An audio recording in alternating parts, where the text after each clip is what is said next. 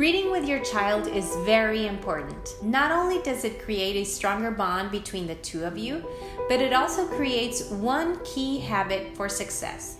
It promotes longer attention span, which helps your child concentrate better in school. Reading makes our imagination go anywhere. It exercises the brain and it grows your kids' knowledge. Reading to your child in the early stages of life help to raise his IQ, and it helps create better language skills that will greatly help his or her future.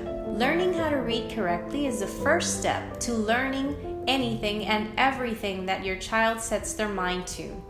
Good reading skills will later on help your kid learn better and faster all of the rest of the subjects in school.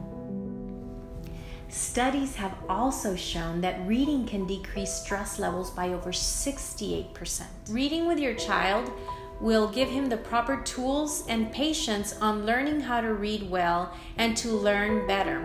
Reading also helps with social skills and learning about other personalities, therefore helping your child understand and respect others easily.